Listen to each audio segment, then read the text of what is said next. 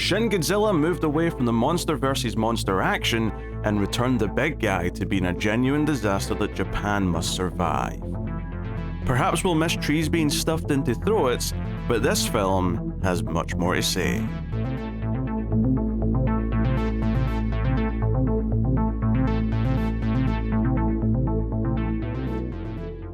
Welcome everyone to the Atomic Cinema Experiment. I am Peter, and joining me, as always, is David-san. I come in peace, san.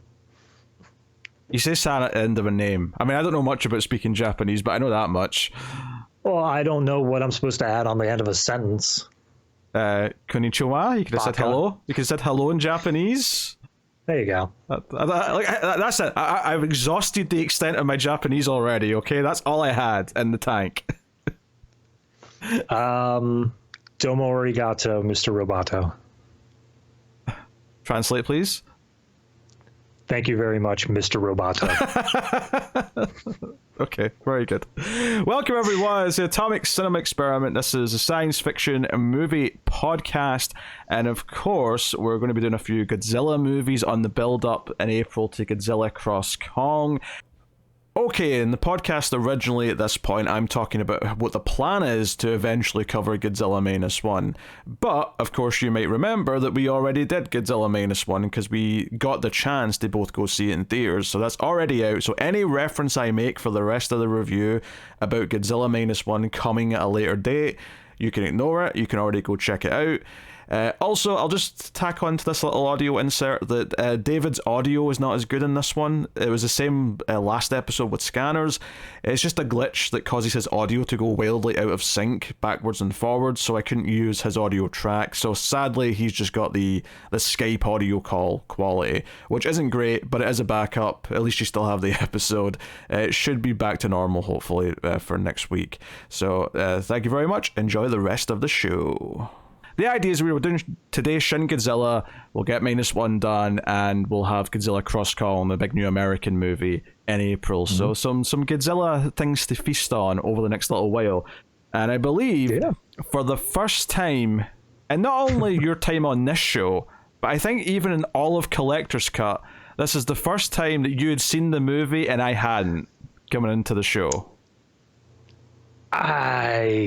I'm not going to fight that claim because I don't have a back, but I feel like there must have been like a Santa Claus or something that I saw that you didn't. Oh, if you saw Santa Claus 2 and I hadn't, that might have counted. Yes, there you go. Oh, there you go. Okay. That's some quality cinema for me to have seen before you. Oh, David knows Kino. I better watch out. Yeah, but no, I've actually, I watched this probably about, it was definitely less than a year after it was released because I heard all the hubbub online and people being like, "Oh dear Lord, this new Japanese Godzilla movie is amazing. It's a triumph." And I was like, "Well, okay, well, I just saw the 2014 Godzilla, so let's see how big this really is." And not to spoil too far ahead, but I then watched it again. So clearly it got something right. Well, before we get into anything here, we'll start spoiler free, of course, but I'll just say if you're enjoying the show, please do hit the like button on YouTube. It helps out a lot if you do.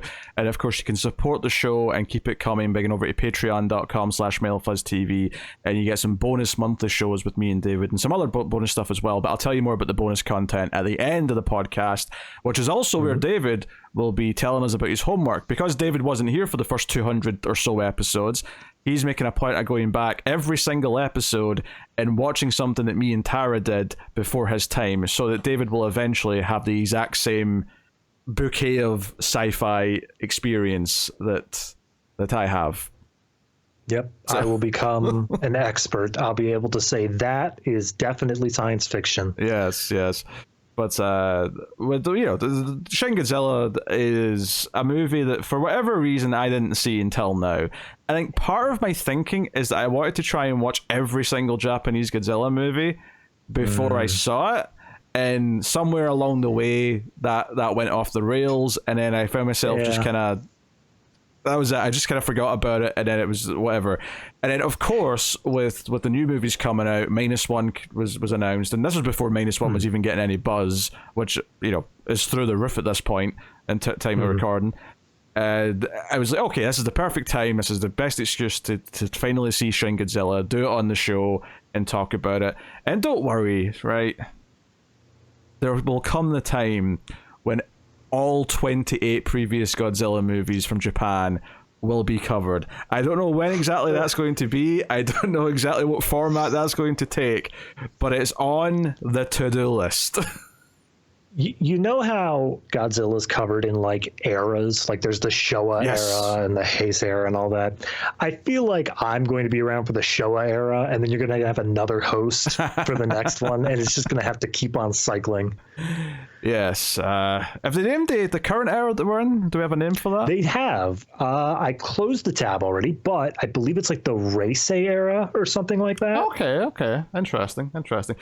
So this is not a new thing. A lot of the 90s Godzilla movies from Japan were kind of like this as well, where each one was kind of standalone, although in those movies' cases, they were all sequels to the original. So they kind of did this, like, almost like the Halloween franchise, where every couple of years, here's a new Godzilla movie, it's a sequel to the first one, but none of the rest. Like, it's the only thing in continuity is that first movie, and otherwise it's fresh every time. This kind of does that, except for the fact that it's not a sequel. This is the first appearance of Godzilla in this movie's universe, in this movie's continuity, and I don't think I have to describe a plot really, because it's Godzilla. Godzilla shows up, wrecks Japan, and everyone has to figure out what to do with it. That's the premise of the movie. See, you say that, but I do think American audiences, if they had only ever seen the MonsterVerse, Godzilla introduced in that movie is like the watchful protector already. He's not someone who shows up and wrecks stuff. So there is a decent amount of American audiences that I think don't see Godzilla as a destructive force.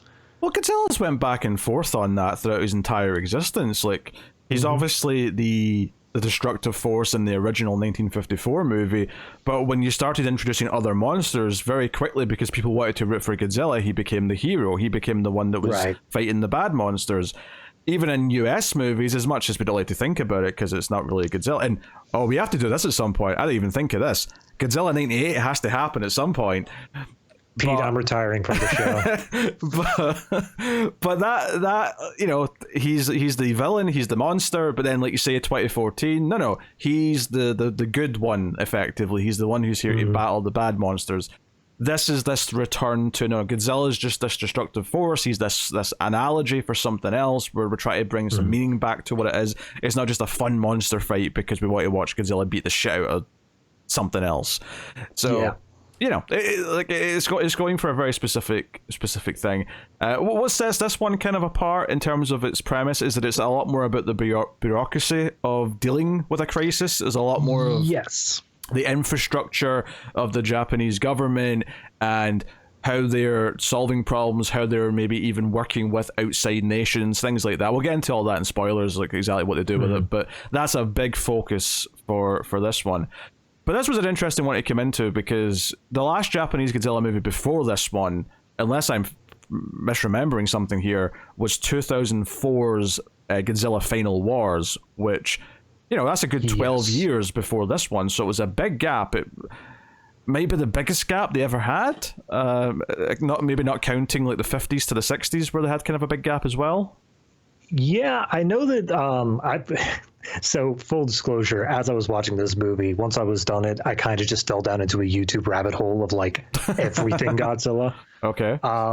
Apparently there was supposed to be like a really long gap after the second era, the Heisei era, which ended in 1995. They were going to take a gap of like 10 years off and then bring Godzilla back. But once the Americans made the 98 Godzilla, they said, well, we can't let that stand. So then they brought back Godzilla immediately.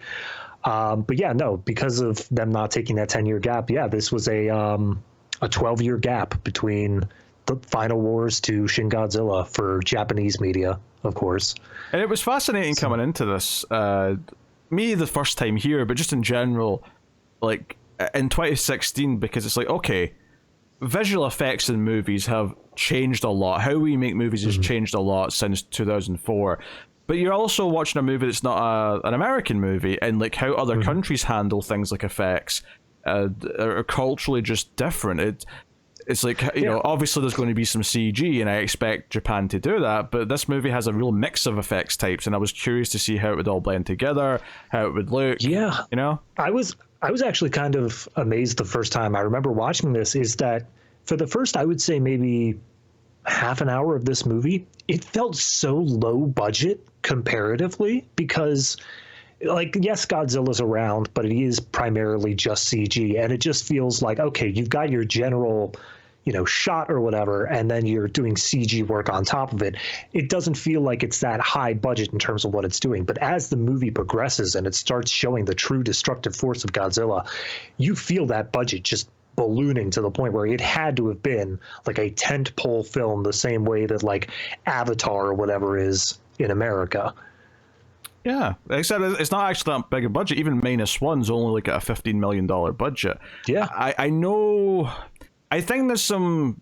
I mean, I can't really speak to this, but I think I did read something about how they farm out the effects work kind of like makes the budget kind of a lie or something like that. Like, it's not completely accurate in that sense. Yeah, that's fair. But regardless, it is definitely a very different beast to an American Hollywood movie, and that's part of what makes watching these so interesting, is seeing how a different culture with a different pipeline chooses to pull these things off, and even just like from the storytelling perspective, like how they view it. And because, you know, the original Godzilla, right, no secret here, it was all about dealing with the pain and the tragedy of a country that had nuclear bombs dropped on it, and Godzilla represented that. It represented the aftermath, it represented the sheer devastation of it, and the country trying to heal from that. You know, it was almost like a, you know, it was like a therapy session for Japan, almost, like that movie.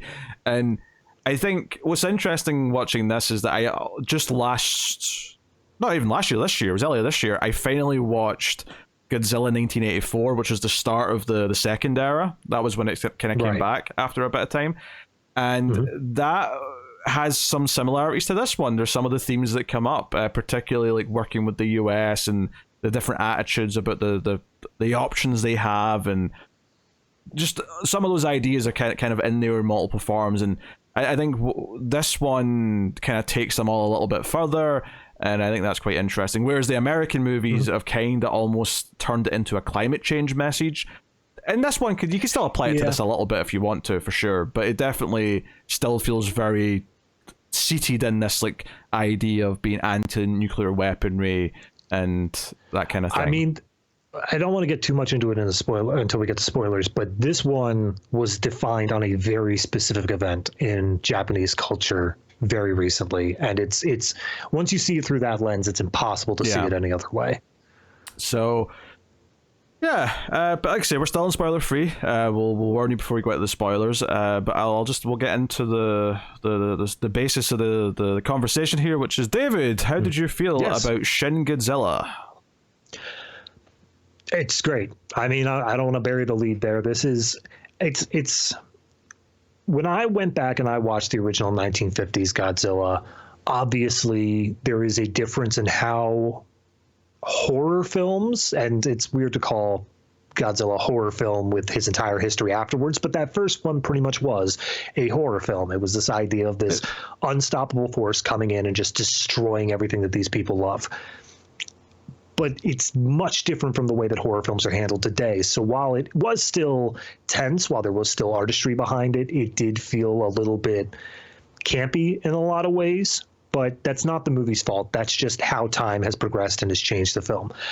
Watching this film for the first time, I felt like that's how the original film was received at the time, where it is this idea of Godzilla just being, again, this unstoppable force, and there is barely anything that humans can do to try to put up any sort of fight against it. It is just this unrelenting beast, and I really appreciate the artistry that goes into it. The director, Hideaki Anno, he's huge in anime circles, obviously. He came up with Evangelion was his big baby that everyone cries over so much longer after it's finished, but it's a great art piece the whole way through. He's definitely got symbolism and messages down in terms of what he's showing. There's a second director as well. Oh, is there? Yeah, Shinji Higuchi. Higuchi, yes. He went on to do Shin Ultraman, I believe. Oh yes, that's he did. I remember reading that now. Yeah, but yeah, no, I mean, while yes, he is the secondary, he is a director. I'm sure he had multiple other pieces, but whenever anybody talks about this film, it is all about Anno's vision and whatnot. So, yeah, overall, great movie. There's a few sequences that even outside of just watching this movie, I just put on separately. I just pull up on YouTube and watch because it is just so beautiful the whole way through. Yeah, I came into this being a huge fan of the original film. The original film is haunting. That's the word I used to describe it. The visuals of Godzilla towering over Tokyo, walking over the water, the mist coming in, the black and white, of course, like adds this like just eerie quality to it. And I think this was an attempt, and there's a lot of stuff at the start of this movie where it's like people holding cameras. So there's, I won't call it found footage, but there's definitely some stuff like from the perspective of people on the ground early on, and it kind of does treat it like a disaster movie, and there's like, okay, there's some weird anomaly, and we all start discussing it, and then obviously it builds to a Godzilla movie from that point. Right. Yeah, I liked it a lot. I think the decision-making process, the bureaucracy of it is very interesting, because we couldn't have made this comparison when this came out, but now I'm watching this, I'm thinking, okay, watching how painful it is for them to try and make decisions, and like all the red tape getting in the way, it's hard not to think a little bit about something like Chernobyl, where it's all about the people because this movie is almost darkly funny at points, where someone will say this will definitely not happen, or we'll definitely do this, cut to that thing definitely happening. And that happens in this movie a few times. But the big thing though is that when you do get the big spectacle, when you do get the full-on Godzilla sequences, they're pretty spectacular. There's a mix of CG, but there's a lot of practical as well. There's a practical Godzilla, and there's some wonderful shots. There's a shot at one point from street level looking up at the tail as it just kind of like goes over a few buildings, and the camera just kind of follows it. And the sense of scale, even though this Godzilla is much smaller than the one in the US films right now, the sense of scale from that angle and the way the cinematography captures it and makes it feel huge just sits really well. And then by the time you get to some of the really haunting images of when the entire city's basically like got a cloud of fire behind it, we'll get to the context of that later, but there's a very distinct visual that will stay in your mind of just the destruction that's happening and all that stuff. I mean, that's specifically the scene I was talking about that I go back to constantly, is that scene. It's so beautiful in a really obviously dark way. And I think if I was to critique anything, I'd say the movie's 2 hours long. I will say that after the big high point in the middle, the movie does sort of slow back down again, and maybe it takes a little bit too long to get to the final sort of act, if you will. It does, because it kind of all it all kind of goes back. And I get it, you have to go back down after the big high, and you have to build back up again. But it kind of does that for a while, because there's so much build up in that first hour, right? To your big sort of tentpole sequences that take place around the halfway mark. And then the second half, it feels like it goes back to being really slow and building up again. But I think because you've already done it once, you can't ask the audience to have the exact same amount of patience. It has to be altered because we're now doing it a second time. So it's not a big deal. It's a minor critique. I'm saying that maybe 10 minutes, like cutting out 10 minutes just to speed up that second half a little bit would have been good. Obviously, I see what you're saying. Although I do want to counter one point that you said there, because this was the part that I actually found amazing. Save for the very, very, very, very final shot of the movie, there was never an actual practical Godzilla in this entire movie. The entire thing was always CG'd. I don't believe you. I know they specifically created the effects to look like the sort of like rubbery sort of material that was, like a costume would look like, but the whole way through is always a CG. They used motion capture. They used all the like sort of new, like modern day effects that we would have, but there was never a man in a suit. I'm not just saying there was a man in a suit, but I'm just going to say I don't believe you. I need a citation. Okay. I don't believe you. Like I said, I went down that YouTube rabbit hole hard, and that was the thing that kept coming up, was that it was CG the whole way through, except for the very final shot where they did make a practical model for that. Hold on. I'm doing some research here, because I straight up don't believe you. There's too much of it that doesn't look like CG. No, I agree. I think there are sequences in this where it does look like it should just be like either a miniature or a model that's just being like somewhat affected, but it's a strange look for it. And that's the part that got me the most, was that when I saw the first sequence of Godzilla when he is first moving through the town, it does very much look like special effects, but there's a certain tipping point where it almost gets to be so, I don't want to say lifelike, but just so perfectly intermeshed with the sequences as a whole that it does. Okay, David, just first up, right? Screen Rant article. Sorry. Shin Godzilla is praised for its intercutting between CG and animatronic Godzilla. Right there, animatronic Godzilla. Okay. I was absolutely seen an animatronic Godzilla. That was different than what I heard then. I heard other movies or other things saying the exact opposite, where it was all CG. See, this is what I was reading on the wiki article itself. A variety of techniques such as puppets, animatronics, and digital effects were initially considered, but when unused after Toho decided to create a completely CG Godzilla. So we're getting counterpoints here. That's what I was reading. I just don't believe it. Like that's fair. I'm just saying that even if it was only mostly CG, even if there were animatronic bits, there was never a point where it felt like it was too much CG. It always felt like there was this great meshing of the effects that they knew they were able to use, and they worked them so well into the sequences, especially the found footage bits that you were saying, the things that were taken from the perspective of people on the ground. That stuff looked incredible. Regardless, I mean, it looks good, but what's so weird about this debate is that I think the first form of Godzilla you see in this movie, I do think looks a bit too CG. That's what I'm saying, is that it's different, but I don't think it's too, I think it's just, I don't know. It's a problem of, it doesn't feel like it's in the environment, like interacting with it properly, but I don't think that the object itself feels CG to me.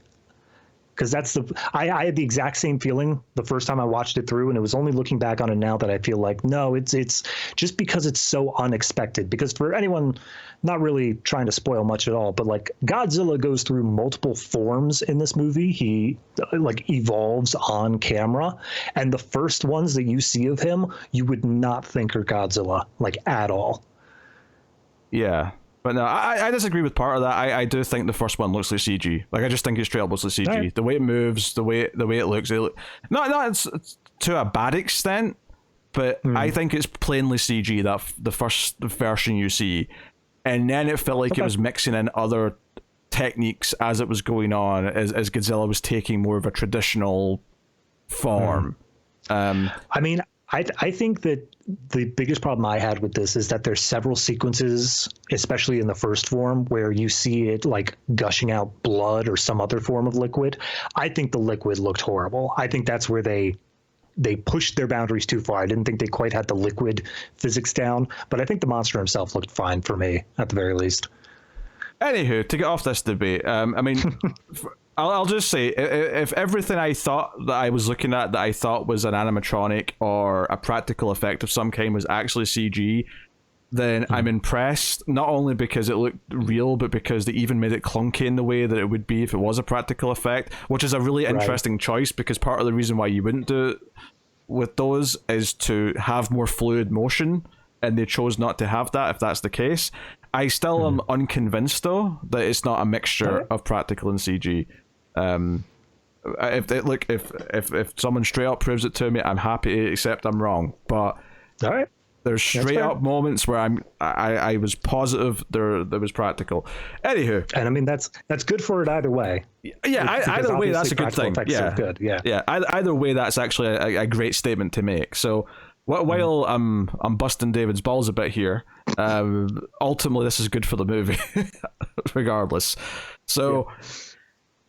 Anyway, I was just saying if I liked the movie or not. Yeah, the movie's very good. Oh, good. Some minor critiques, I guess, on pacing in the second half, but by and large, excellent stuff. With the music, I enjoyed that there's kind of like a remix of the original theme, but you also get to use you get the original version of it in the end credits, but you also get to use another classic theme at one point as well. There's kind of I guess the "we're doing the plan" music, I'll call it that, is used at the right moment, which it would have been the original as well.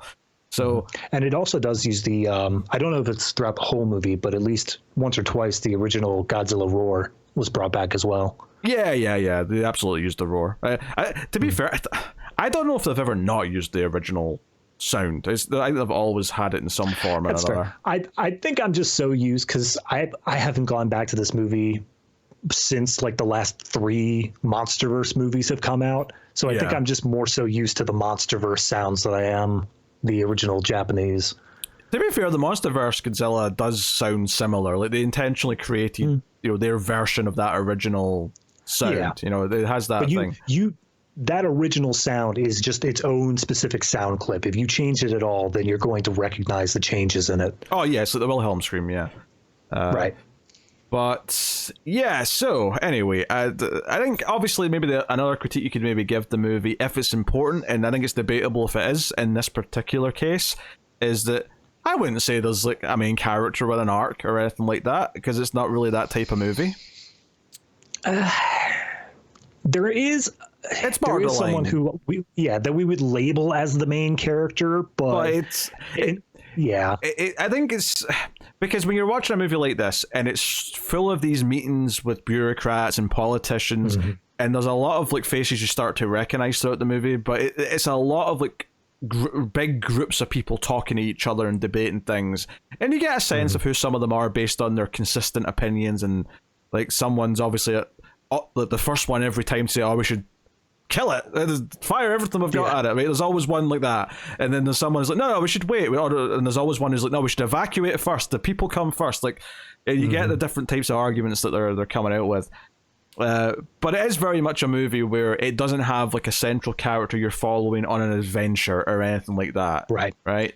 It's not the Aaron Taylor Johnson of Godzilla 2014. It's not the one where all of a sudden he's just there wherever the monsters happen to be. But that's not to say that in terms of monster screen time, that this is veered way more to monsters, because it absolutely isn't. There's long stretches of this where we're in boardrooms, where we're in, bunkers, debating what to do and how to solve problems. So, yeah, I mean, I would say that the quote-unquote inciting incident of this movie begins probably within the first 2 minutes, but it's another 30 until you actually see like Godzilla himself in any meaningful capacity. I think 2 minutes is even actually being pessimistic. I think it's in the first like 20 seconds, if I'm honest. It depends what you count it from. If you're counting the studio intros first, then okay, it's more than 30 seconds. But if you're counting the start as after those, then I think it is like within 30 seconds you get the initial, something's weird's happening in the water. What are we going to do with it? Oh, that is, I'm sure it doesn't matter to most people, but me and you both did watch the Japanese dubbed version with English subtitles. So that was a weird way to say that, David. I don't know what different way I could have. The Japanese original, is that what you're saying? Yeah, it's just weird to say the original language was dubbed, like the Japanese dubbed. Like you say, the English dubbed version if you watch the English dub. All right, that's fair. Fine, sorry. I don't do a lot of original Japanese watching. I don't do a lot of Japanese film watching, period. I just never heard anyone. I mean, I guess it's not technically incorrect in a sense, but it's typically implies that you've changed the. You've changed something. You've recorded over whatever the original spoken language is. I enjoyed last time when we watched Scanners in the English dub. What about it? Yeah, see, that sounds weird. That's very odd. But yeah, no, if there is any sort of even mild like differences in what characters are saying, just know that that's the reason why, because we stuck with the original instead of going with whatever America got. Yeah. Although this disclaimer, I'm just going to say, is unnecessary because it's the people who watch the dub are watching the incorrect version. We're watching the accurate one, so fair. That's on them if they're hearing different things than us. Well, it's a difference on whether or not, like in the 1954, do you watch Gojira or do you watch Godzilla? Because that just has entirely new scenes added into it. Well, specifically, no, the recut version is Godzilla King of the Monsters. Godzilla is just a translation of Gojira. But the one where they added like the American character in is Godzilla King of the Monsters, which I've never seen actually. That version. Okay. I've never wanted to. I'm like, I don't need to. I don't think I did. Interestingly though, Godzilla 1984 they did the same thing where they added scenes into the American version and sort of renamed it for the American audience. They actually brought the character they added in back from the original to do the new, so it's like the same guy but older. Wow. So I appreciate the commitment to the bit. Yeah, but that's some dedication. I'd still rather watch the original version of both when given the choice. But that's fair. Interesting bit of trivia. Anywho, so. Yes, watch it subtitled, which and there's a lot of dialogue, thick and fast. So I would, it was almost like a relief to get to the Godzilla stuff because the dialogue calms down and it's just okay. I can just enjoy the monster action now because I'm not reading breakneck speeds. I don't know if on the original, like when it was in theaters, they had text that was basically just like popping up for everybody's names. But the version that I watched, anytime there was a new character, they'd be like, here's the person's name. Here they are in the government. Here's what they're doing. And then later on, when we start getting into military fights, every time they showed like a new truck or a new tank or something, they'd be like, here's the tank. Here's what it fires off. I'm like, guys, stop. I need to be able to see the screen. Yeah, I was a little bit worried actually because you see one of those first before the first line of dialogue spoken, and it's at the top of the screen. And as it went on, I realized that it's just the labels for places are going to be at the top, so it doesn't conflict with the subtitles at the bottom. But I was a little bit worried. Wait, did they put all the subtitles at the top of the screen? That's weird. You don't do that, Toho. It wasn't the case, obviously. It was just a momentary bit of fear. But yeah. Yes, yeah. Shin Godzilla is very good. It's got a sort of nastier, spirited Godzilla to it. He does just feel like a force of nature in this. Almost vicious in a way that even the original Godzilla didn't quite have. Yeah, because there's a difference between, just the way I always go back to is Cloverfield, just because that was one of the first ones I went to. In Cloverfield, it definitely feels like the monster is just kind of lumbering through the city. It doesn't have a larger goal of destruction. It's just kind of there. Yeah. This Godzilla feels like, no, screw you guys. I'm taking this out. Yeah, we're here for he's here to kick ass and chew bubble gum, but he's all out of bubble gum. Exactly. Yeah. So I'm just trying to think of anything else I want to talk about before we get to spoilers. Just in terms of the human actors, obviously it's kind of hard to gauge, like if somebody sounds like they're hamming it up or whatnot, if they're in a different language. But I think that each of the actors did a great job. There was nobody who stood out to me as particularly bad acting. There were a few moments of, I would say, strange directing where like an actor would go really over the top in their reaction to something, but it didn't seem to me like it was the actor making that choice. It was more so of just, here's how the script put it. Yeah, I mean, I think you get 90% if it's a good or bad performance, even in a different language. I think there is obviously some enunciation that you can't quite get because you don't know what it's supposed to sound like in the other language versus English, where you can pick up in that in your own native tongue, or if you just speak the language. But I think 90% of it you can still tell, and yeah, I think they're solid. There's no one in here that I particularly recognize from anything, but I had no complaints with anyone, certainly. Yeah. It was a thing where whenever we cut to just the human only segments, I didn't hate it. Like, it wasn't a thing where I was sitting there going, no, come on, bring back the monsters. I'm done with this boardroom meeting stuff. It was, they kept it interesting a decent amount of way through. What they were debating from an idea perspective was always, or at least most of the time, pretty fascinating. It was about how do we deal with this, and it was the characters, like, there's just for an example here, in the first 15 minutes, someone says, don't worry, there's not a chance this could come out of land, right? And that's like one of those moments where I laughed out loud because I'm like, you sound like one of the characters in Chernobyl saying, nah, the radiation's not that bad. This is not big of a disaster. Yeah. And it had no way it could have happened. And there's that vibe to it. There's that vibe to just kind of the ignorance and the willful kind of denial of what's going on. Leading to more tragedy and more lives lost as a result. And I think at times that was, like I say, bordering on like a sort of dark comedy, because it's like, okay, this is kind of funny how wrong they are, but of course there's serious consequences to that. So no, very, very good. So spoilers then, I think, from this point on, just so we can talk freely. about Yes. everything. I think we probably just start with Godzilla himself and the big set piece in the middle, just to talk about how he looks, how he transforms, how his atomic breath works in this one. You know, all these different factors they go into just the Godzilla specific stuff and get that dealt with. So, because the big thing here is that, like you said earlier, when they first see a tail come out of the water, I'm like, that doesn't really look very Godzilla-like. But then you see some shots of, like, it's like a canal, and you see like the spiky bits coming out of the water, and I thought, oh, I guess Godzilla's here swimming down here. But when you actually see its full body when he comes out, I was like, oh, that's not Godzilla. It's Godzilla-like in parts of it, and then I'm like, I genuinely didn't think in this that there was a second monster. I thought this was just Godzilla. I didn't think there was going to be like another monster. Yeah. And that's what I thought I was seeing, until of course it starts to mutate. And you see, like, oh, wait, no, those back legs are starting to look a bit more Godzilla-like. Oh, and then there's the big transformation sequence where you see the head actually kind of, like, pop out of the chest. And this is one of the parts that I thought looked very animatronic. It looked like there was, like, an outer shell, and it was being pushed up from within, and all that stuff. And they're like, shit, oh, man, it's mutating, it's getting taller, it's doing this and whatnot. And this is maybe, like, half an hour or so into the movie, this part. When this is all going on, because like half an hour, 45, somewhere in there. Because there's a big thing here where it kind of disappears. It goes back to the water and disappears for a little while, and all the characters are kind of having to consider the idea that, oh, like, he could come back at any point. Like, what do we do? Like, look at the devastation that happened with the crawling quote unquote version just going through part of the city.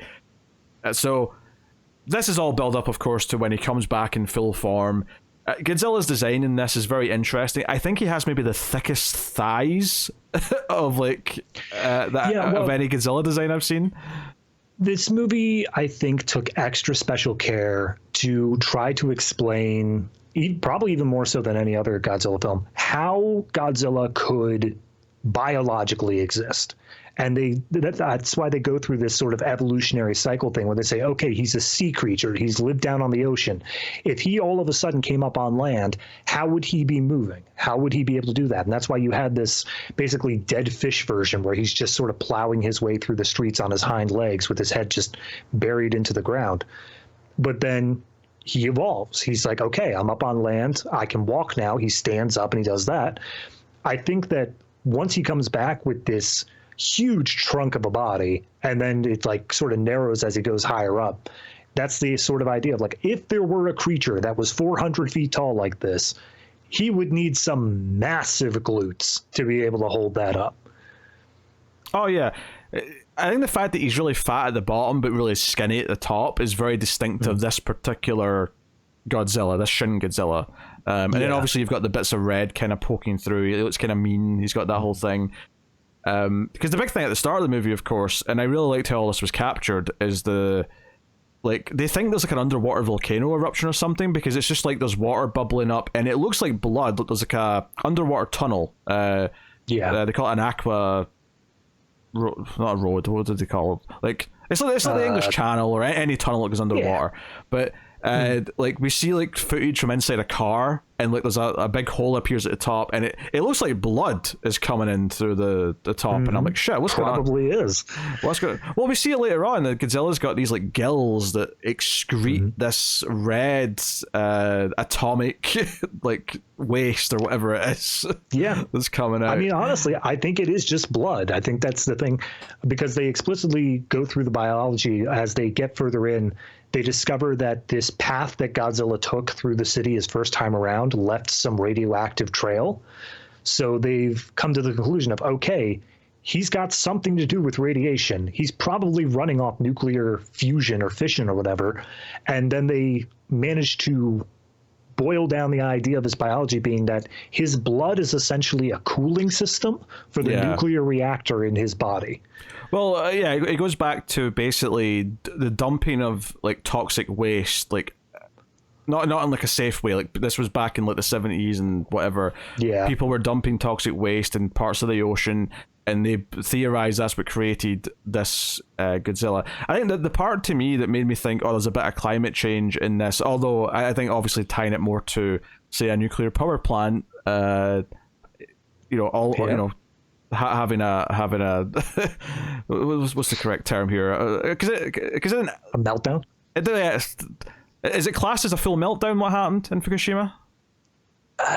Yes. Or was it like an almost meltdown? Like, I mean, they stopped it, but like the event that was happening was a meltdown. Okay. So yeah. Yeah. So because there's a really interesting part of this, and we're kind of veering away from topic Godzilla himself here. We'll get back to him. Mm-hmm.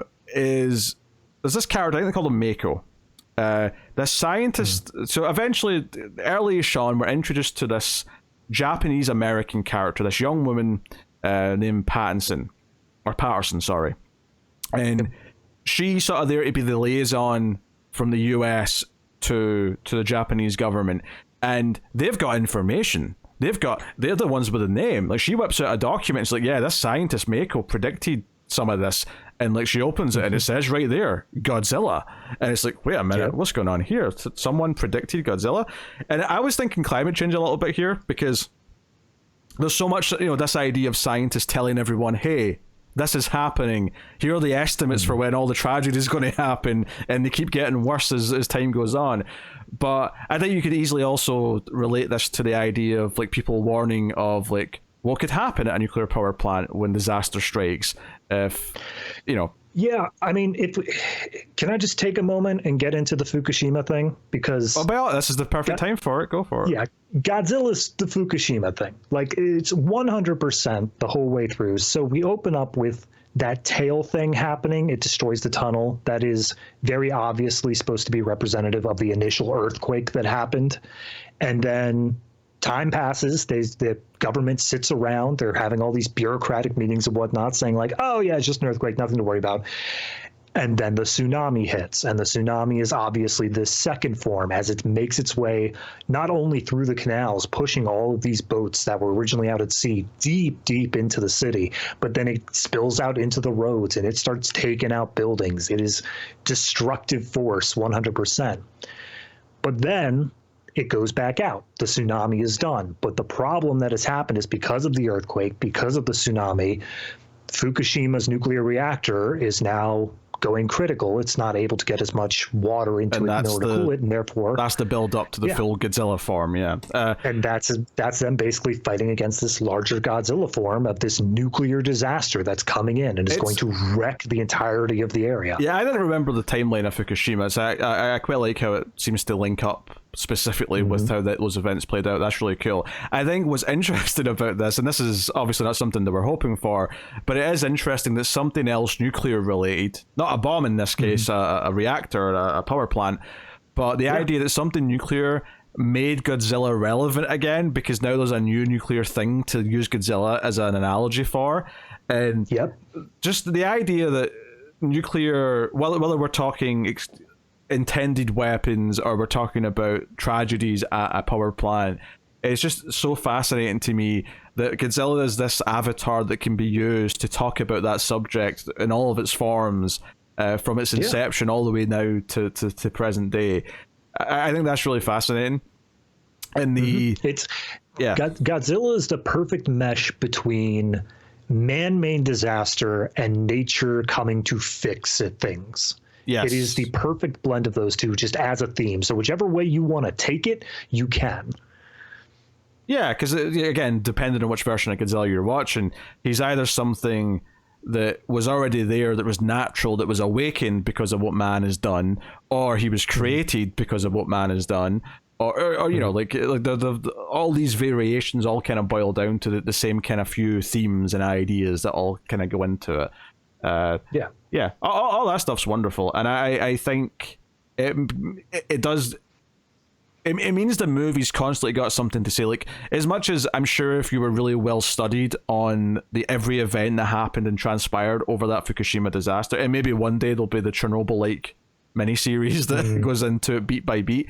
But I would hasten to expect that a lot of the conversations that we're seeing in this movie parallel some of similar conversations that happened in real life and are translated to sort of fit Godzilla, but are pointing out, hey, could more lives have been saved if certain decisions could have been made quicker? Could this have happened if we didn't have to, if people weren't panicking because there wasn't a plan in place for this?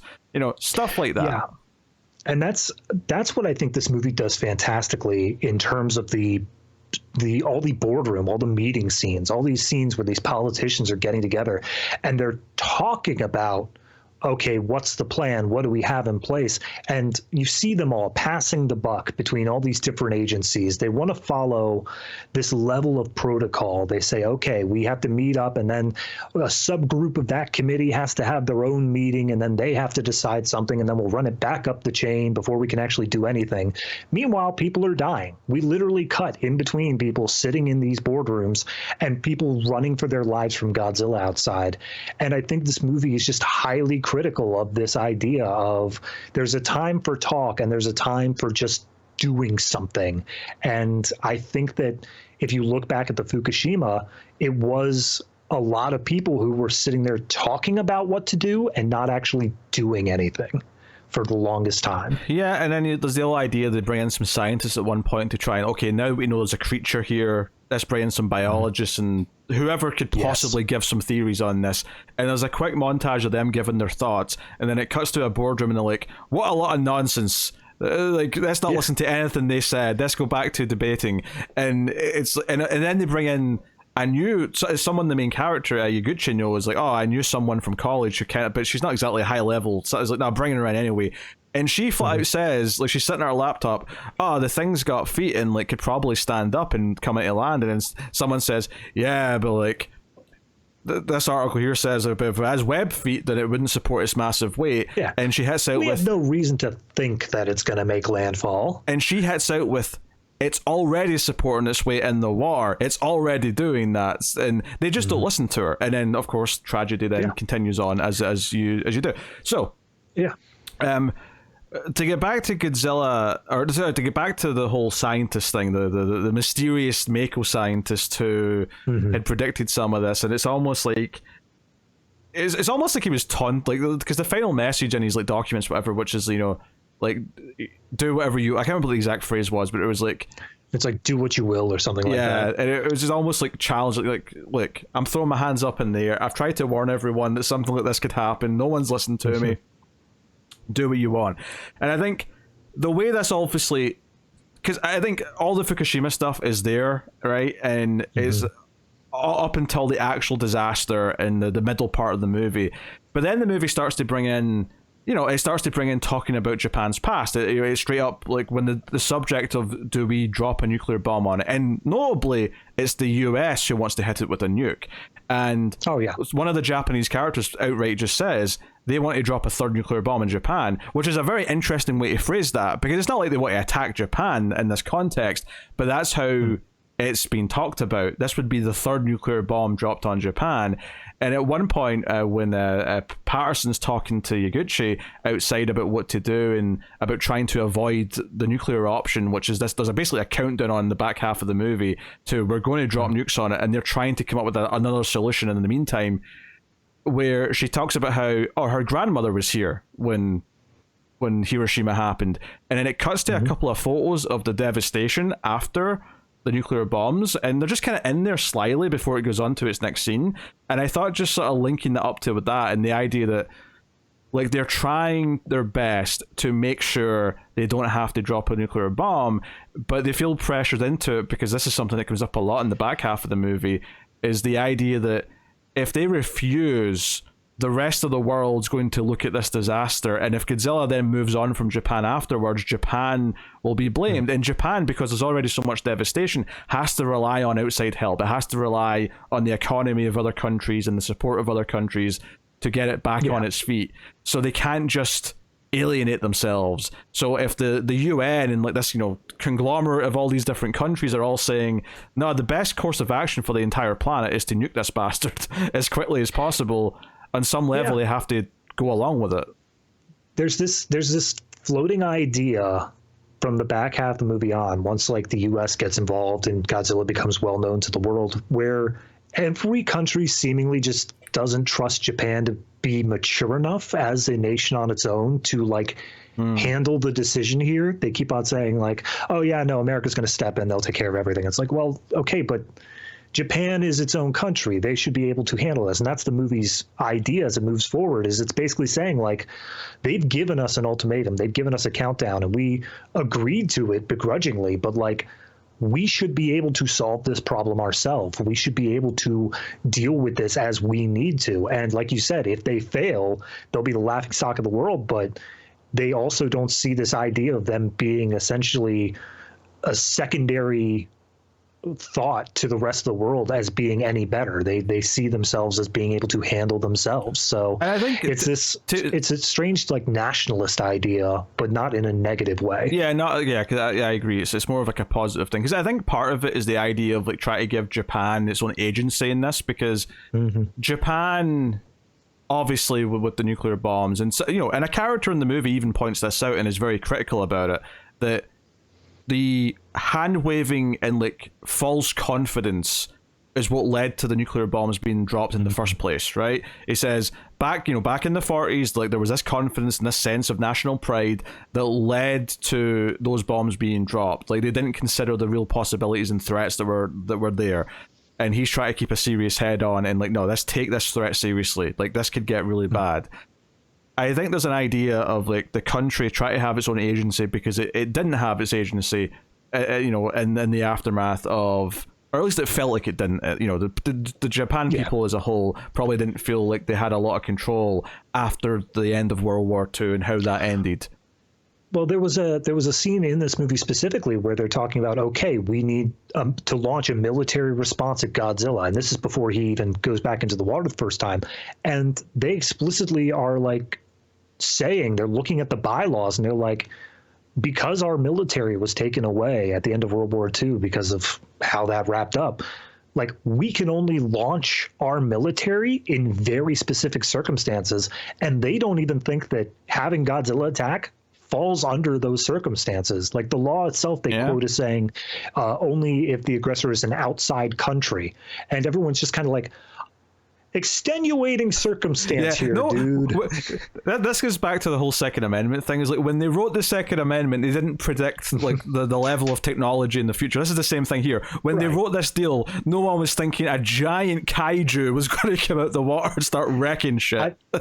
As soon as they were saying that sort of stuff, the only thing that goes through my mind was, like, it's better to ask for forgiveness than permission in this case. Like, go ahead and shoot the giant monster, and if anybody wants to come at you saying you didn't have permission to launch the military, you just go, oh, I'm sorry. Did you want us to do something else? I think all those debates are really interesting, and I feel like, you know, like, we obviously are not experts in the history here. We're taking what we can from the movie and how it's presented it to us and from what we do know, but clearly, like, someone who actually knows this history and can really speak to the themes that it's hitting on and the actual things that it's critiquing, both from Fukushima and even from the end of World War II and like all this stuff, like, it feels like there's so much weight there that we can only just sort of, like, get what the movie's given to us and what we can interpret on our own.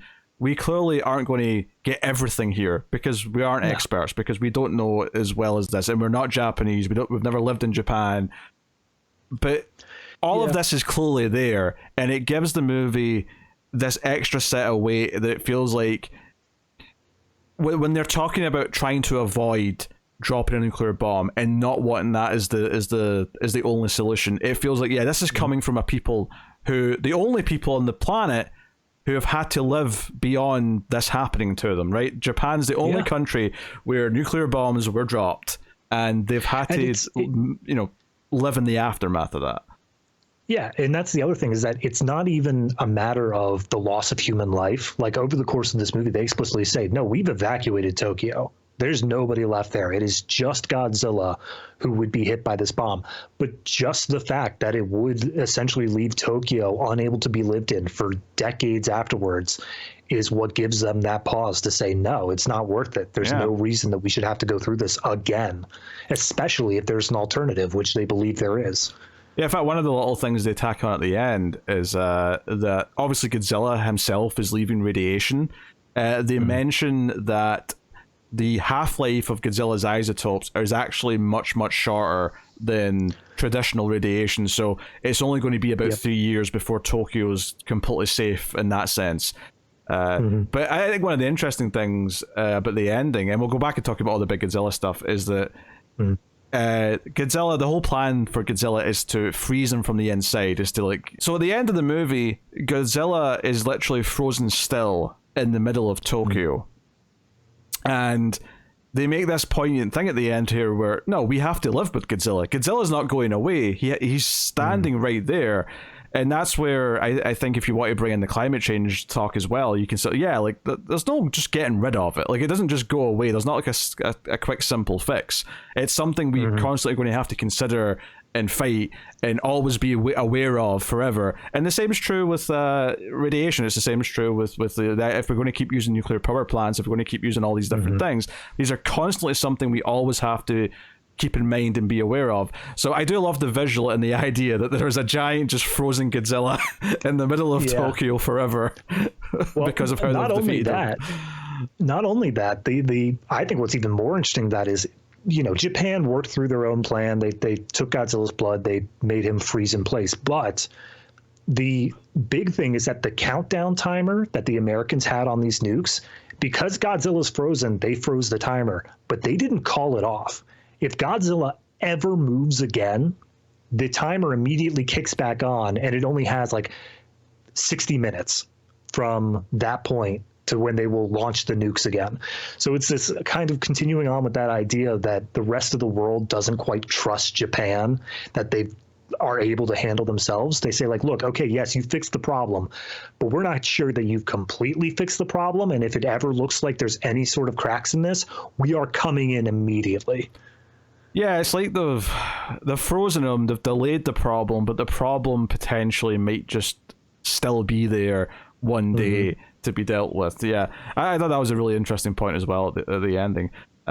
Yeah. So to go back to the middle of the movie, because we have to talk about Godzilla's actual, like, you know, when he goes fully formed, and we've had this one Prime Minister of Japan who's been making the decisions. In fact, one of the little things I want to mention here, actually, before I forget, is one of the perfect kind of encapsulations of the bureaucracy getting in the way of things happening. Is this happens several times where the military guy in the room will say, oh, we need the Prime Minister's permission to use force, and then he'll say that to this sort of like middle-aged woman who's in the room, and then she'll turn and say, Prime Minister, do we have permission to use force? And I'm like, why does this have to go through someone in the middle of the table? Why can't you just ask him directly? Well, they evacuate the entirety of the city, saying like, okay, everyone's gone, we can launch this full frontal attack with our military on Godzilla, and then they're just assuming that it's been gone. And as the helicopters are literally seconds from firing, they see two old civilians just trying to make their way out of town. And we see no less than 6 phone calls going up the chain of command from the helicopters to the Prime Minister saying, there are civilians, should we fire? And by the time it hits him, he says, nope, abort. And it's just that bureaucracy getting in the way, where I think that the major point of this movie is there's always going to be collateral damage. And you can't, like, so much of this was that the government itself, the Prime Minister, didn't want to be the one responsible for any of the deaths. He wanted it, like, if Godzilla killed 1 billion people, so be it. So long as he wasn't the one that was responsible for any of it, nobody could blame him. Yeah, because his replacement even has the same thing, because he sits down and he's like, oh, no one wants responsibility right now. And he does not want that job. Oh, no.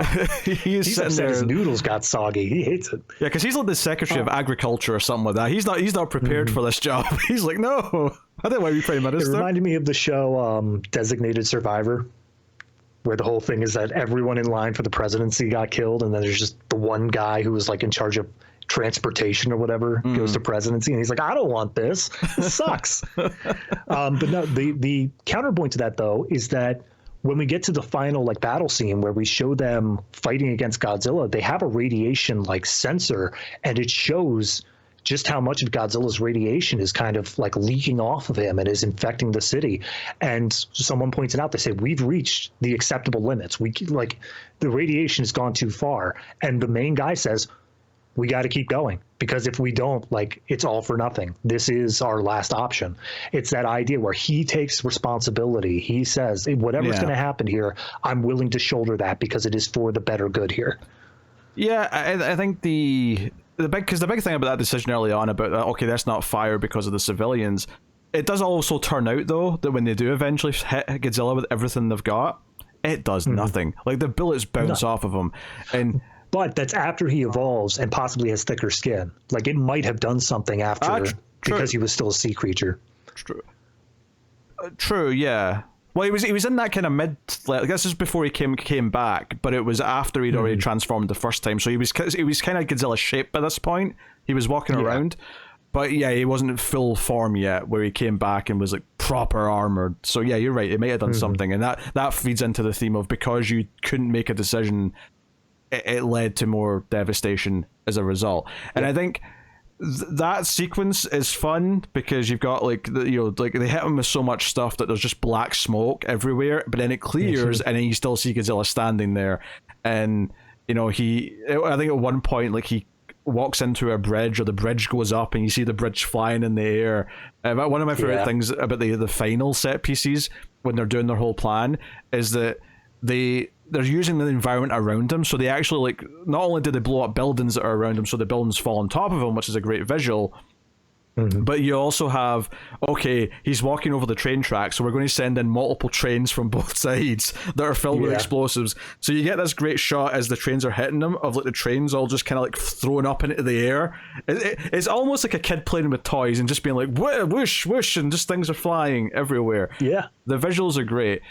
But somehow, despite all this talking, where there's a lot of talking about the most magical moments of Godzilla in the movie, which is the Prime Minister's going to evacuate. He doesn't want to, but they insist that he has to evacuate, and he's getting into the helicopter.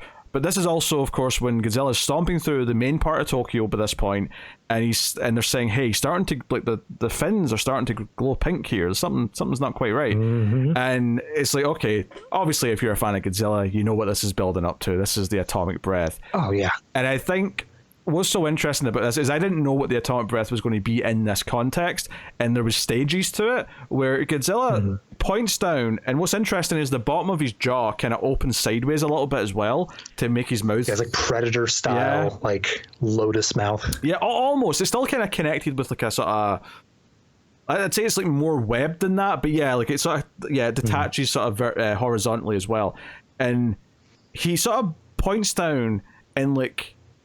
I don't know. I guess it's radiation, but it's like a gas comes out first. It's almost like he's putting out flammable gas first, and then he ignites it with his mouth. So you get this spread of fire going throughout the whole city. And I thought, oh, that's an interesting take in the atomic breath.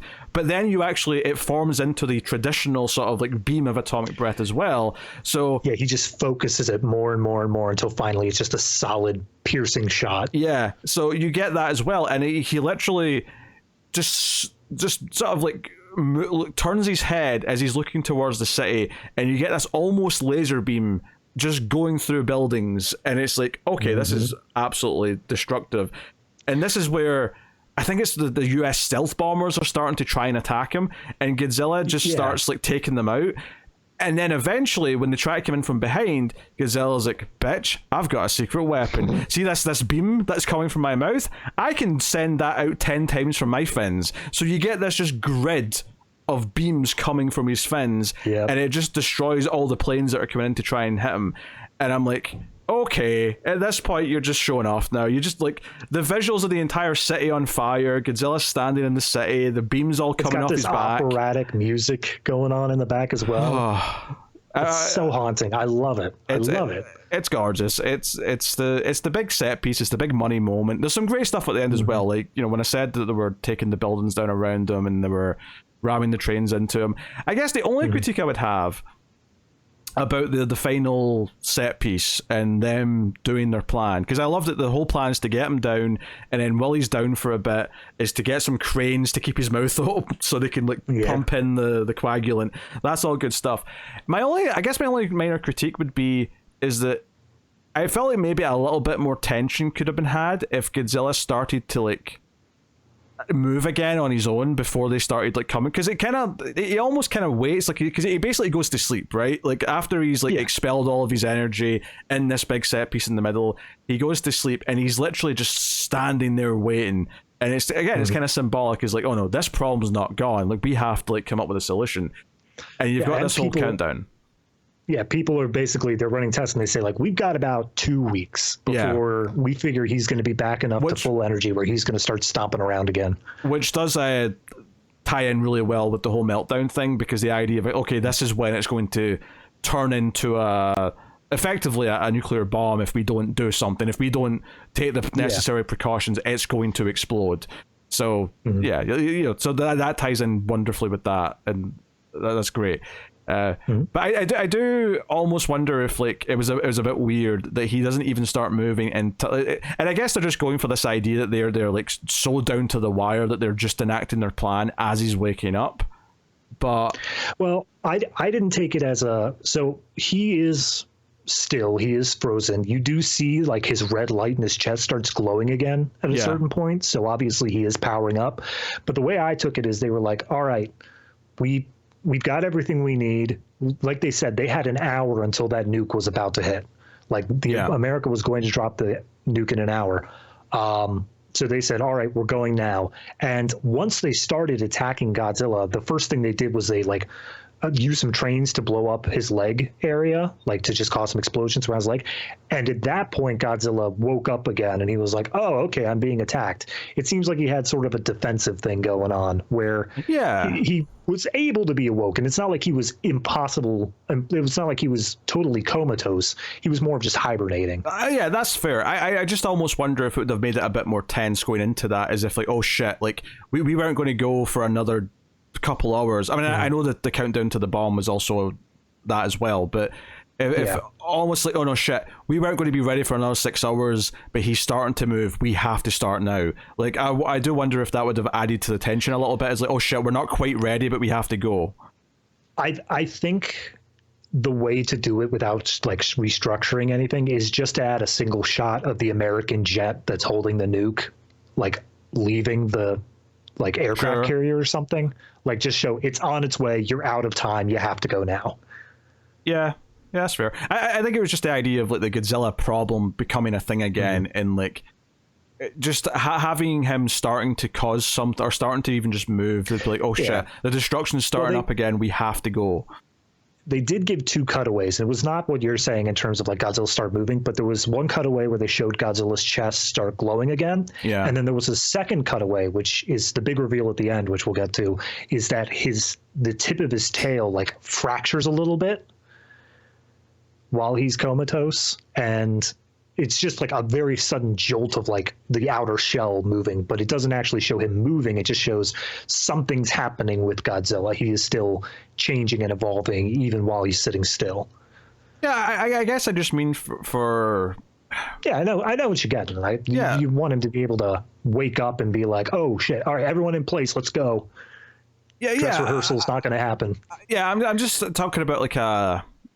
Because typically when you're doing a movie script and you're building up to your climax, is you want the good characters to have that extra challenge that they weren't anticipating, to make it harder, to make it feel like they're overcoming the odds, right? And the idea of Godzilla just being asleep until they make their move, I guess just it's slightly the suboptimal way of doing that, I guess, is what I'm saying. Yeah. Well, I guess if we're working through the final fight, there is one point where I feel like that happens. So the number one thing is they blow up his legs just to wake him up. And then they start sending in U.S. drones because the U.S. has decided to help them on this plan.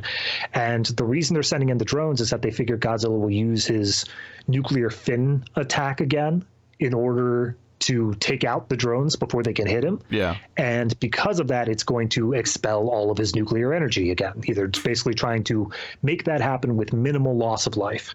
So they just send wave after wave after wave after wave of these drones until finally it seems that Godzilla isn't able to do it anymore.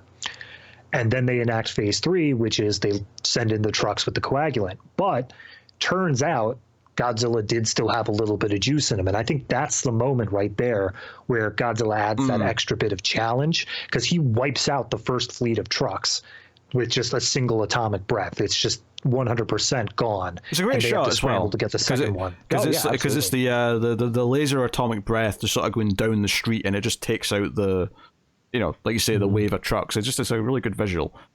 So Yeah, that's a great moment. Like that's great. I just I mean, in terms of the build up to the, I guess Right. it goes in with what I was saying earlier, where we almost slowed down a bit too much after that middle part of the movie, where we have the big set piece, and I think just having that extra bit of crunch of, oh shit, like we have to go because he's starting to get going again, would have just like maybe helped.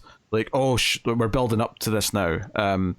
You know? Yeah, I do agree that the second half, as soon as Godzilla freezes, you do possibly slow down a bit too much. But I think that's more so because they were trying to focus on this idea of, you know, Japan's able to take care of itself. We're able to do our own thing. But then we also get our sort of main leader character.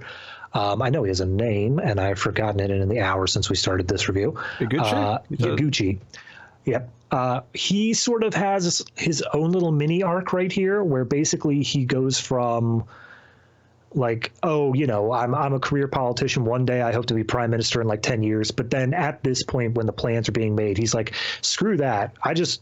The country's got to be here. If I have to die for my country, I die for my country. And it's kind of this idea of him opening up a bit more towards, you know, being a career politician is not an ideal thing to be. Yeah, Patterson kind of does the same thing as well, because she has a whole thing where she's talking to another American. We never see who the American is. It's just kind of this ominous kind of like person on a plane. And it's kind of this, she makes kind of a similar decision where she's maybe, not definitely, but she's jeopardizing her potential political career that she wants to do the right thing now for the solution she believes in. And that's, you know, her helping Higuchi with the attack, the plan on Godzilla to try and freeze him. I would say the actual prepping of the plan, though, and them like doing their research and looking at the data and saying, okay, I think we've got it, is probably the weakest part of the movie, just because it is all just a bit of like made up science to like, okay, this will stop Godzilla. Yeah, there's one point when they finally crack all the clues that I think it was Mako. Yeah, the scientist. Yeah, who we never see. Yeah, this is a scientist from years ago who just predicted all this. But he left behind like some clues to like how Godzilla would work or whatnot. And they finally end up cracking his formula, and they show it in like this overlay as if people are looking at the computer screen that has it. And everyone's like, all right, it looks good. And I'm like, bro, that's some dots on a screen. That means nothing to me as an audience. And you don't have to convince me. And part of them cracking, it's like, oh, origami, and they start folding this like map of dots that he left, and I'm like, I don't really understand what you're doing right now. You seem to be doing something, you're understanding it, that's great. Which is probably again why this chunk of the movie is, I think, the weakest portion. I think the build up in the first hour is fantastic. That middle set piece is phenomenal, and I think the last like 20 or so minutes are great as well. I think the final points that it makes, and it's not to say that there's nothing good, and because like I say, that moment where they're talking about dropping a bomb and like not wanting to like piss off like the rest of the world by not going along with the plan that they've all agreed to, and talking about Hiroshima and things like that. Like, I love like a lot of little things that are sprinkled into that part of the film. I just think as a whole, it's definitely the part that feels the most slow and the most like, okay, we've maybe cooled down too much versus where we were. It definitely feels like the entirety of Japan is like, they know Godzilla is going to wake up again, but they know it's not going to be for at least that 2 weeks. So they've almost like lost the tension up until we get down to the wire time-wise, because they know there's no way Godzilla is going to start moving again. If there was this sort of uncertainty to it, this idea that it could start moving at any second, I think that tension would have really helped to ratchet it up and keep it interesting that whole way through. Maybe this is like too much of like an American movie thing, the two ideas that I'm about to suggest. One would be that maybe you cut back to like a subplot of like a couple of like soldiers or something who are tasked with just keeping an eye on, like they're the ones right next to him who are monitoring him, and they're just looking for little cracks and stuff, or like, is he moving yet or whatever, and you just sort of like set up two sort of minor characters that we can come back to and like see their reaction as Godzilla maybe is starting to show signs of life or something. The other thing might be is that maybe this is where you have like a civilian or something who wants to get something that is like right next to Godzilla, so maybe you get a tense sequence where they're trying to like sneak in and they're like, oh no, he's fine, he's frozen still. But there's this tension of, no, he could wake up at any time and we're right next to him. Or it's just something to sprinkle in between all the science talk of like how they're going to possibly stop him. They had a scene, it was very much blink and you miss it, where they were basically trying to send a drone in to Godzilla, but as soon as they got within range of him, it just immediately was shot with one of Godzilla's like mini lasers. Well, it wasn't even so much it's made me think of Chernobyl, actually, when they were trying to send in like drones to do readings, and the drone would just break down once it got close enough because the radiation was too high. That's what it made me think of. Which again makes sense if we're going with all the Fukushima stuff, which absolutely is the first thing this movie's about. The fact that I think you can extend it to some other themes as well is because it's just how versatile Godzilla is as an idea. But absolutely, that was the first thing they had in their brains as they were mapping this out. And that being such a natural follow-up to what the original was for the nuclear bombs to Japan, just, you know, it fits. It makes it spiritually probably the truest sequel to that original movie in a lot of ways, even though it's not continuity-wise a sequel. Oh, yeah, absolutely. I mean, that's what I was saying was I feel like comparing to the 1954 one, like Godzilla very quickly and through no fault of its own became a bit more campy. Godzilla obviously became a hero in the eyes of the people, and he was fighting other monsters. This is the first one that I feel like, at least I haven't seen the 80s one. I don't know what goes on in those, but this is the first one that I feel really got back to that idea of Godzilla is a force of nature that is completely uncaring as to whether or not humanity is there or not. It is going to just plow its way through. And if anything, it's a bit angry at humanity in a lot of ways. So it's not even just uncaring, it's angry at us, and it's going to actively destroy us. It's the consequences. Yeah. Of exactly whatever, you know, you're taking. So it's not the first time. Like I was saying, the Godzilla 1984 absolutely has some of those ideas in there. One of the things I really liked about that movie is that it brings in other countries, and you know, there's someone from the US that they talk to about what to do about Godzilla and about help.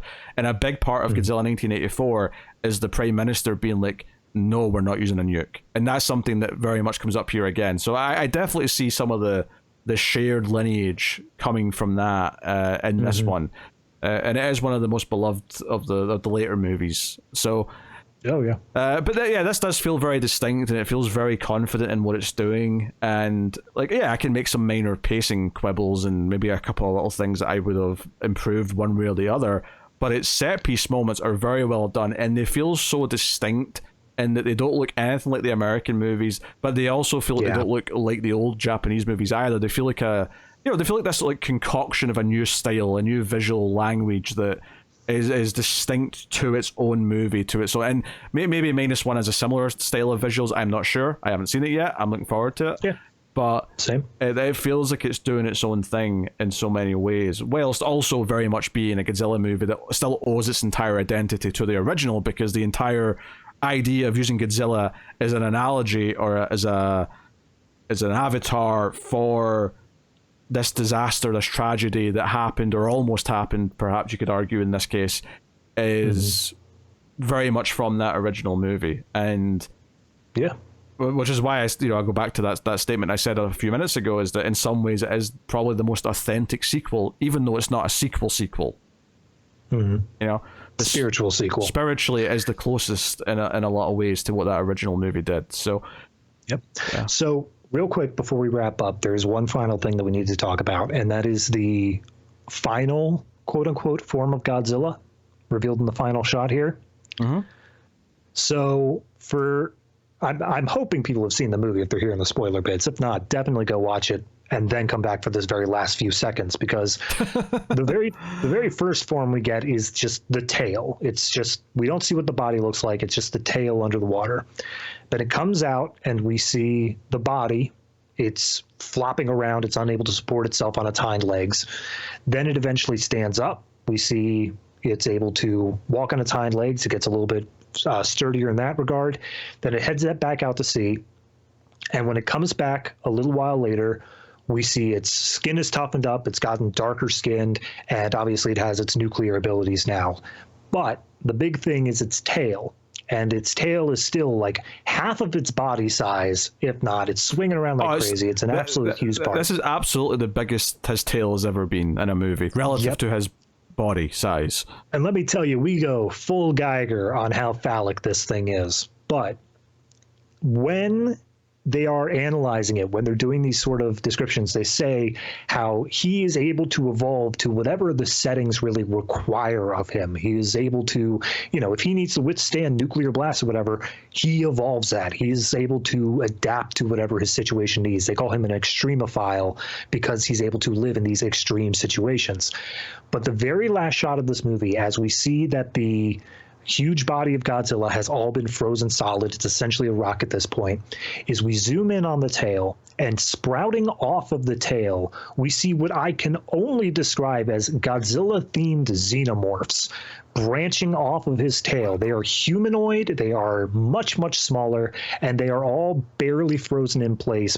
Like, it looks like they're about to come off before Godzilla was frozen, thus leading the idea that the fifth form of Godzilla would have been much smaller and able to basically go down onto the ground and hunt rather than being this hulking monster. Yeah, and it's not. I don't think it's anything they ever planned on doing, like a direct sequel to actually do the next thing. This is just more of a thematic what if. Like, this would be the next logical step. Is to, if it's going to fight humans, if it can't do it as a big hulking thing, then maybe actually getting down to human level and fighting that way would be how to do it. I also think it's a much more interesting and kind of body horror take on the stereotypical ending of like, oh, and there's eggs of Godzilla. Godzilla has a spawn, so even if we kill this one, there's more just waiting out there. It's this idea of, no, it can reproduce asexually. We don't even need the eggs. It's just going to be tiny little Godzillas running around killing everybody.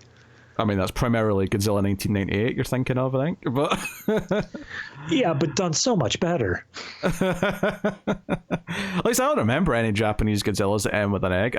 Well, no, maybe there's one. There may be one or two, but certainly none of the early ones. I definitively know that there's a Godzilla Jr. named Manila, who is a character. I don't know if there's a movie that ended with eggs, but at some point he gave birth to Manila. Oh, I don't think he gives birth to Manila. All right, I don't know. Again, I haven't seen him. I've seen the original Godzilla. I think you're making assumptions here because there's a character that's technically the son of Godzilla.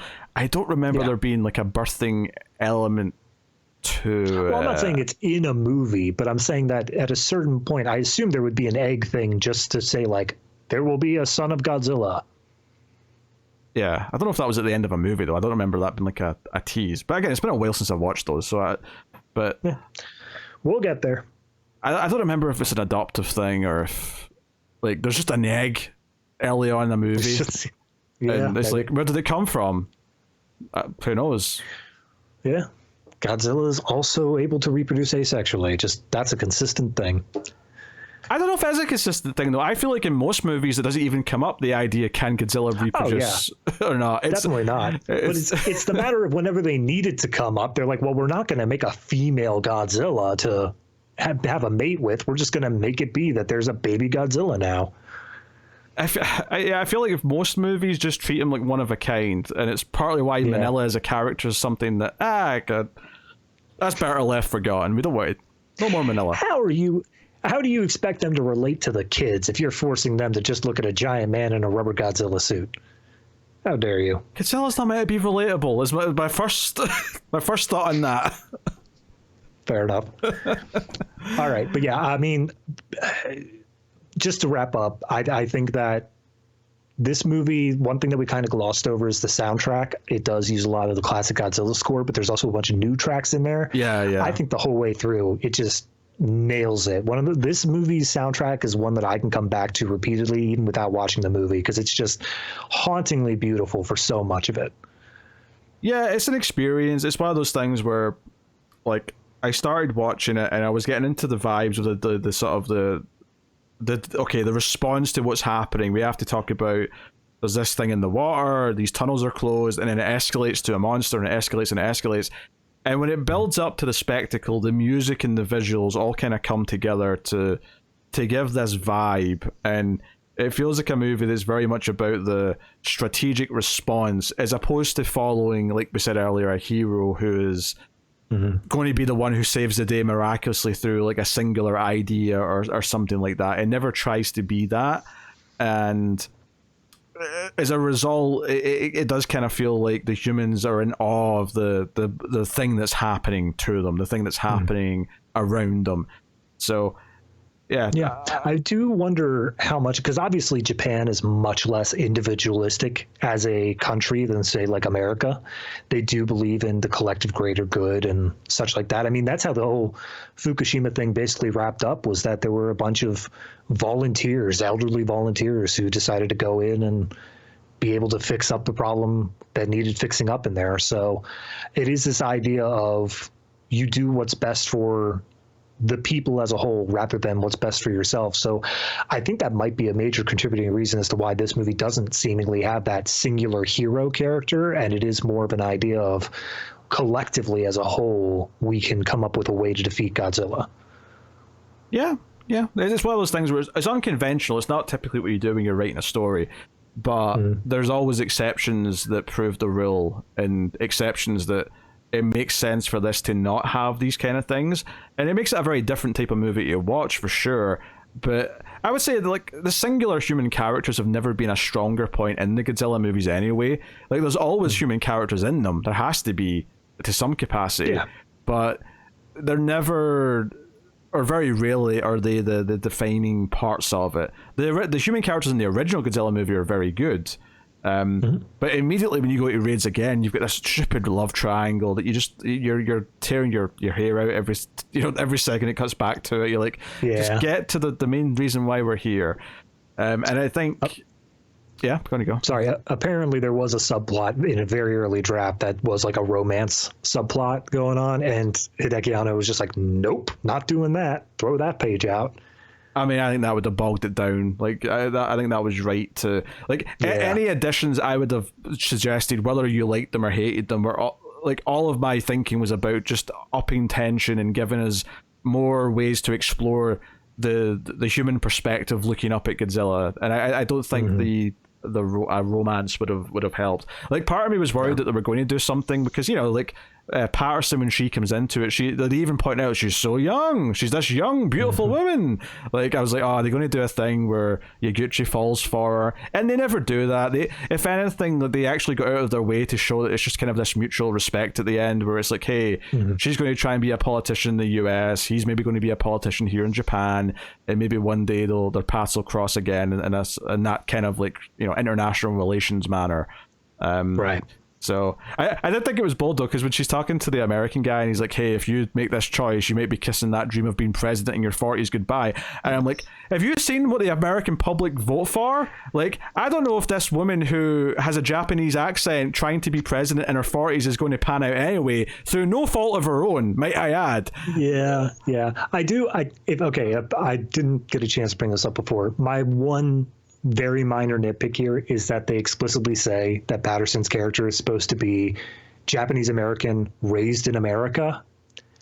Yes. This actress had to learn English for this role. Like, she was great. She was a great actress. I think she did a fine job in the role. But in terms of like the internal lore you're working with, I could tell that she did not speak English as a first or like barely second language.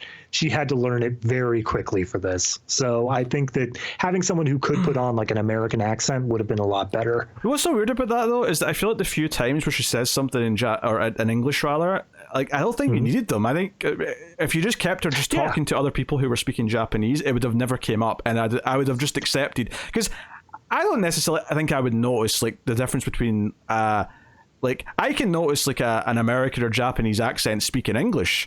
I don't think I would be able to notice all that much if like she's supposed to have an American accent speaking Japanese. Well, no, I don't think I would notice that. So, I mean, that's always what it goes back to for me with Arnold Schwarzenegger, is that, externally whenever he speaks, he's got like this deep voice, and it's the epitome of just like tension and manliness. But then apparently in his own accent, I think it's German, if he speaks in his own language, he sounds like a hick to other Germans, just because of where he grew up. Austrian, not German. It's that same sort of thing. Yes, Austrian, sorry. Yeah. That's the thing. As much as I say I wouldn't notice like if she's got a Japanese accent speaking Japanese when it's supposed to be American, I'm sure Japanese people would notice that she's got the wrong accent, because to them it'll be night and day. But certainly to us, it didn't stick out. So, but So hey. what we're saying is, Toho, get your Japanese movies to focus on what we, the Americans, are expecting. No. I think what we're saying is that the base critique you had was correct. Although all we're really saying is that there was a way to make it unnoticeable to anyone outside of Japan, but it was still noticeable to us because you had her speaking English at a couple of points. And I wouldn't even have a problem with it if they said, like, oh, she was born in America but then raised in Japan or something like that. Like, that would have worked as well. But they explicitly say, like, no, she was raised in America. She wants to be president. And it didn't work for what the actress was. Yeah, it's yes, whatever. But it relatively minor quibble, I think. Yeah. All things considered. Absolutely. It's the sort of thing you can overlook because the visuals, the vibe, the atmosphere, and the messaging of the movie is all so strong that you're just kind of you're into it anyway. So yeah, Shin Godzilla is very good.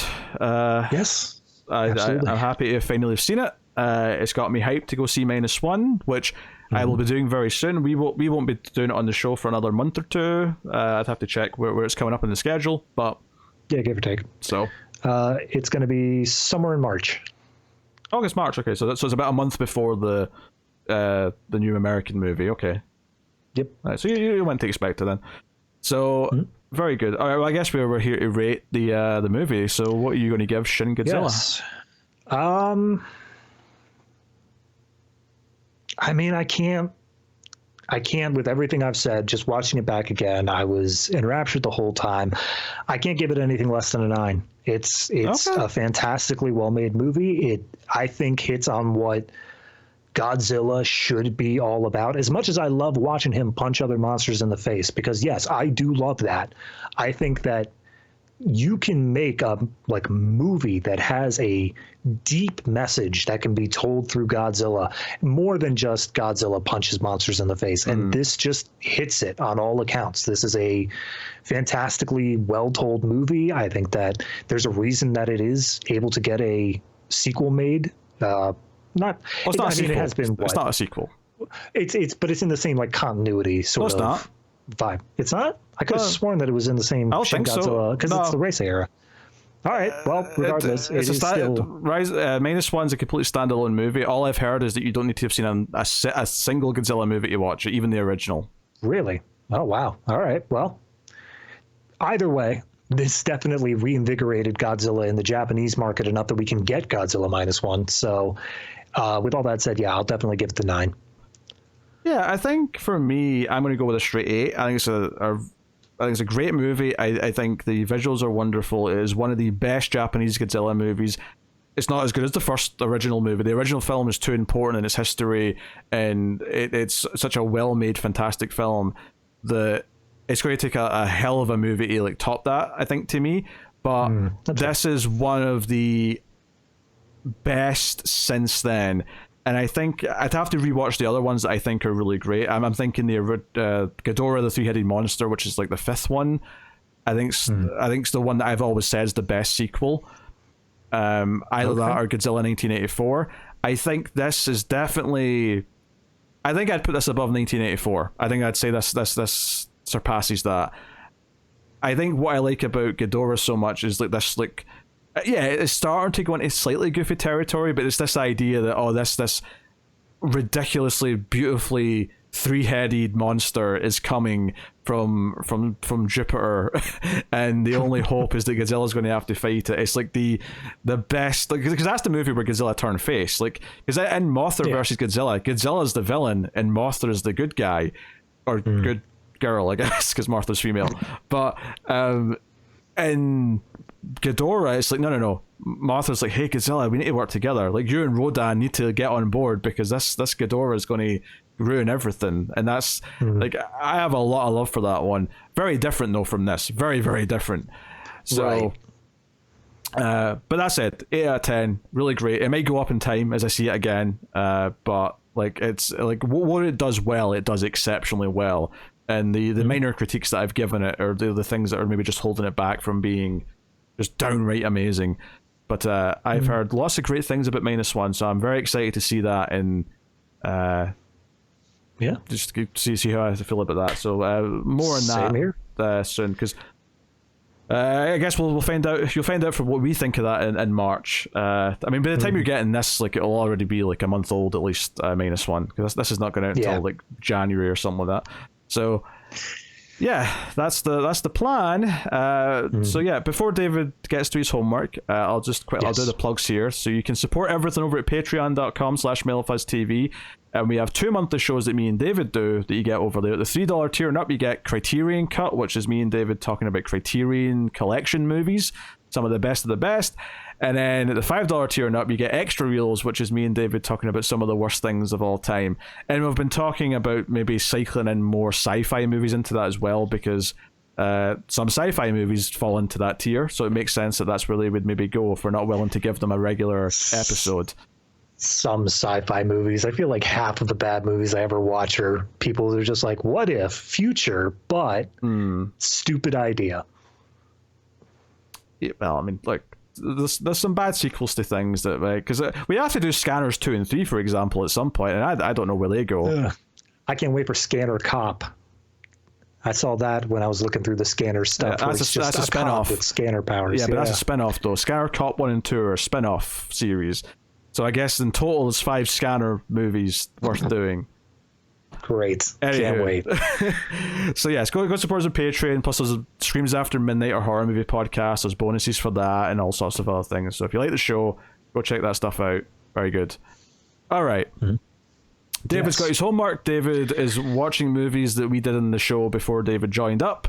And he keeps it a secret from me, except this week. I know what he did, but because it's relevant. He's picked something related. So, David, what was your homework movie this week?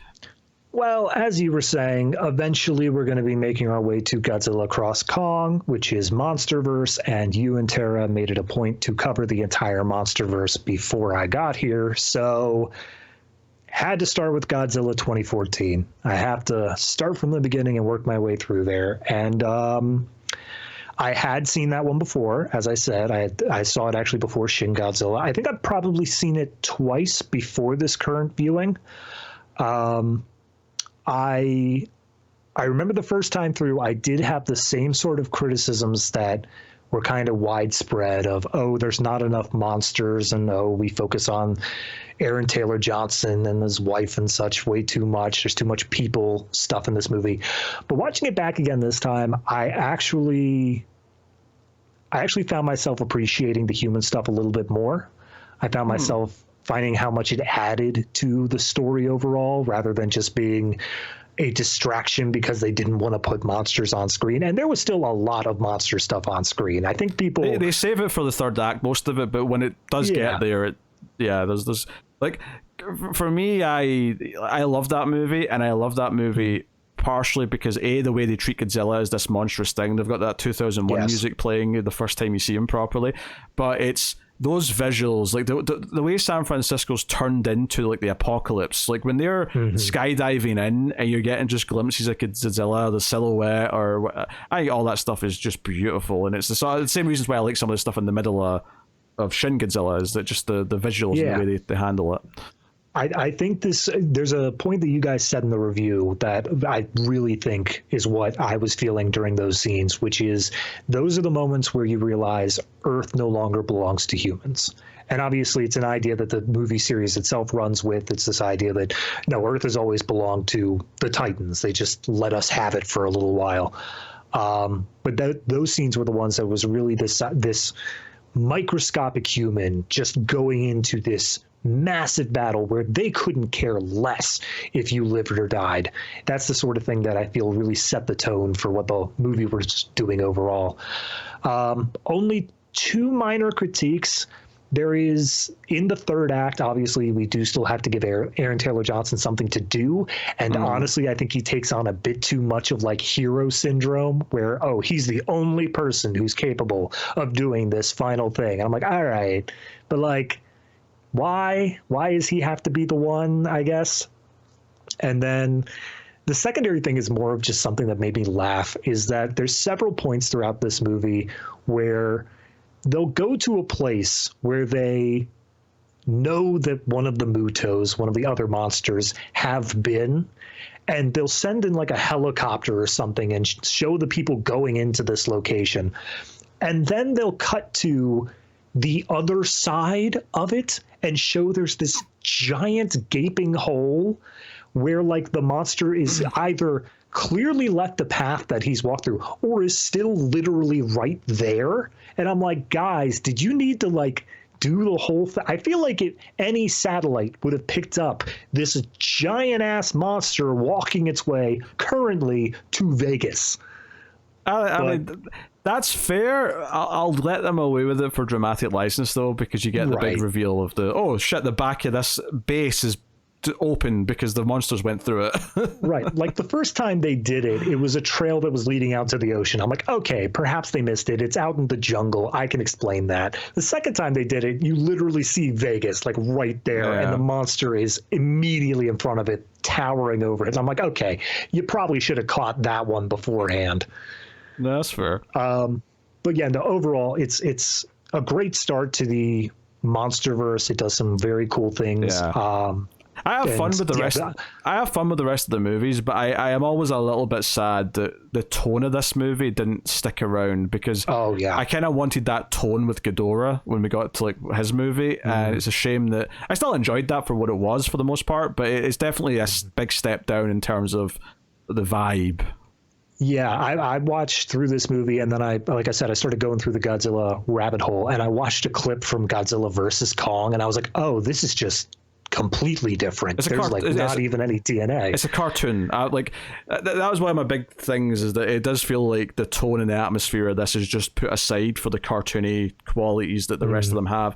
And I can still have fun with those, but I do think 2014 was a step above everything else that's came after. Yeah. For sure.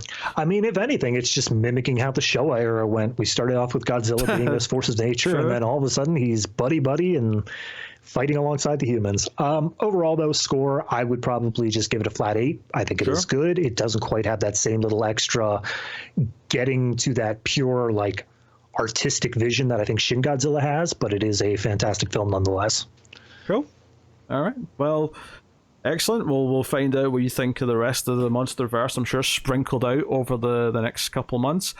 But that is the show. That is the Atomic Cinema Experiment. Hopefully you enjoyed it. Thank you very much. Let us know what you think of Shin Godzilla in the comments and whatever else. But that is us. Thank you once again for watching or listening. We always appreciate it. Keep watching science fiction and computer ad salsa.